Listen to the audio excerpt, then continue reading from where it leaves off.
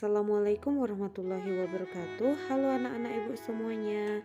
Apa kabar kalian hari ini? Semoga semua dalam keadaan sehat ya. Hari ini kita akan membahas tentang mobilitas sosial. Sebelum membahas lebih jauh tentang mobilitas sosial, coba kamu perhatikan gambar berikut. Seorang pelajar yang karena kesungguhannya berhasil menjadi seorang dokter. Itu adalah contoh dari mobilitas sosial. Jadi, apa sih yang dimaksud dengan mobilitas sosial? Yuk kita bahas bersama. Mobilitas berasal dari bahasa Latin mobilis yang berarti mudah dipindahkan atau banyak bergerak dari satu tempat ke tempat yang lain.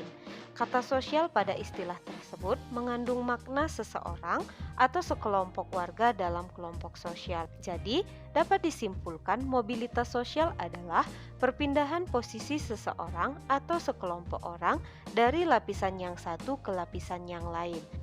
Perubahan status sosial tersebut bisa menjadi lebih tinggi ataupun menjadi lebih rendah, atau hanya berpindah peran tanpa mengalami perubahan kedudukan.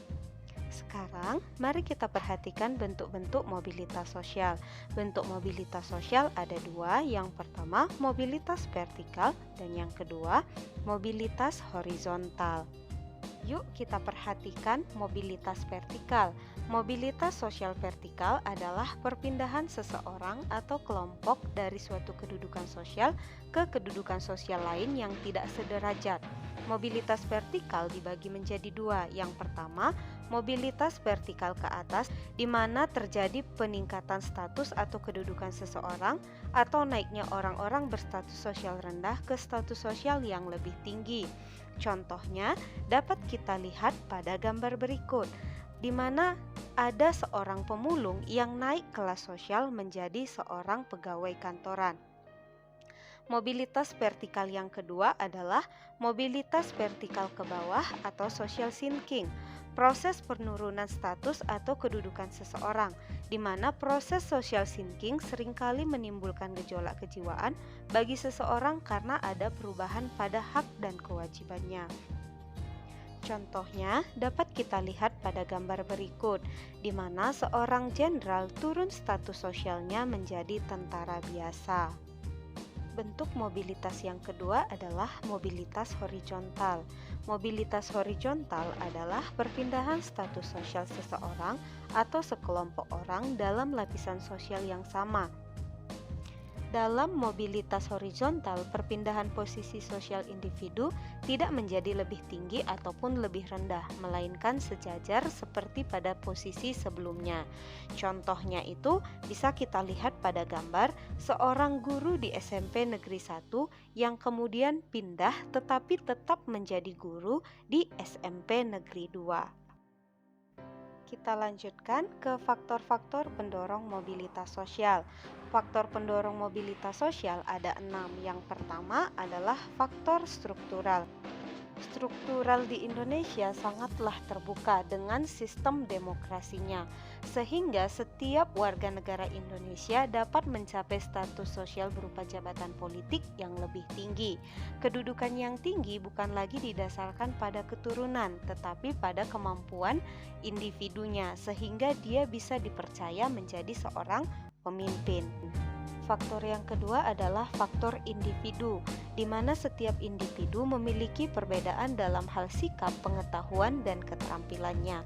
Nah, kemampuan individu inilah yang kemudian menjadi penentu kualitasnya yang mendukungnya untuk melakukan mobilitas sosial ke atas.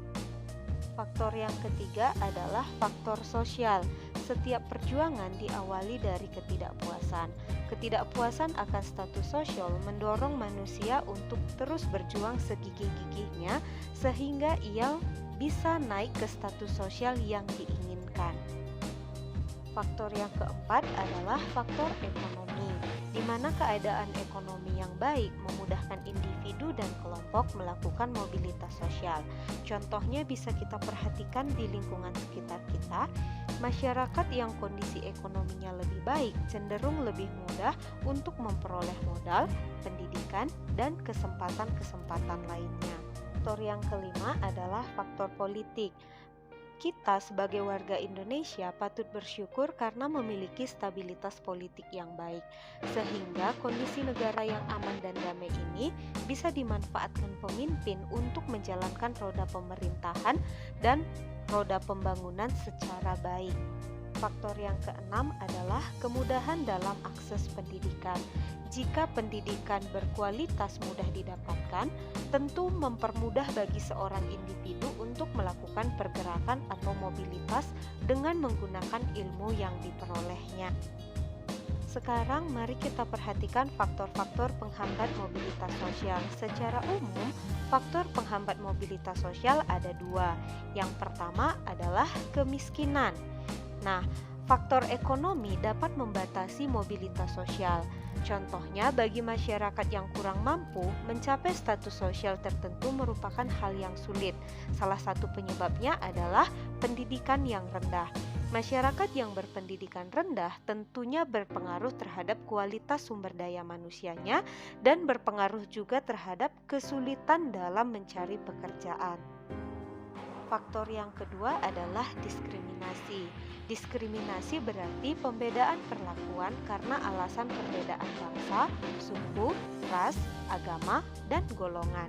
Jadi, kita harus menghentikan yang namanya diskriminasi. Sampai di sini pembelajaran kita hari ini. Terima kasih, sampai jumpa anak-anak ibu.